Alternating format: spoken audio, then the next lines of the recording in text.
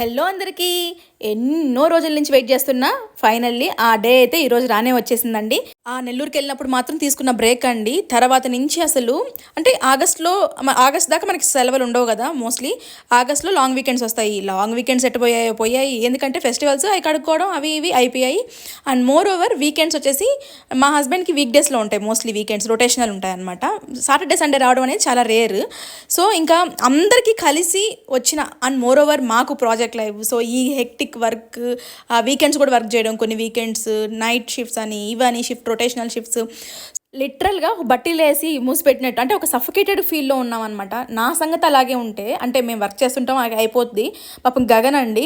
So వీకెండ్స్లో కానీ week డేస్లో కానీ వాడి పాటికి వాడు కూర్చొని ఆడుకుంటూ ఎంతసేపు ఆడుకుంటాడు, సింగిల్గా ఏం ఆడుకుంటాడు చెప్పండి. సో రోజు అడుగుతూ ఉండేవాడు అనమాట, మనం ఎప్పుడు బయటకు వెళ్దాం, ఎప్పుడు వెళ్దాం అని అంటూ ఉన్నాడు.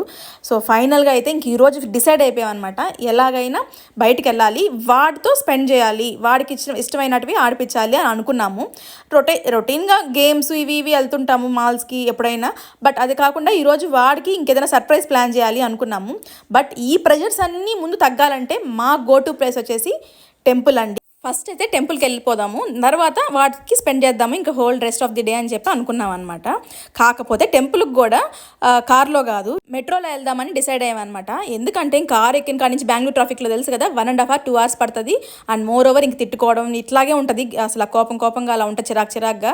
ఇంకా మనం స్పెండ్ కూడా చేయలేము, ఆ చిరాకుతోనే ఉంటాము.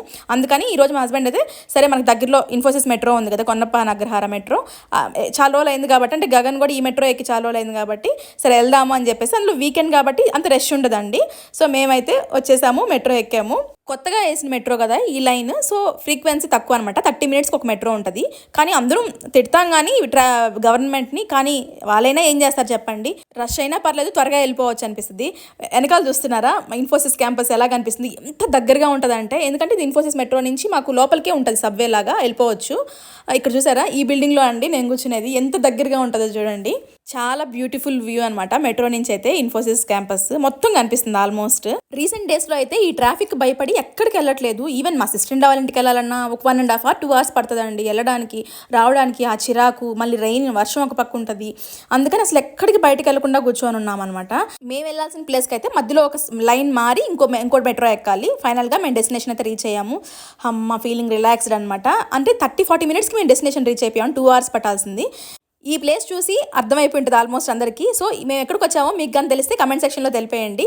నెక్స్ట్ వ్లాగ్లో మేము ఎక్కడికి వచ్చాము, అక్కడి నుంచి మేము ఎక్కడికి వెళ్ళాము, గగన్ని ఎలా సర్ప్రైజ్ చేసాము, ఇవన్నీ నెక్స్ట్ వ్లాగ్లో చూపిస్తామండి. Please stay tuned to V3. Until then bye by.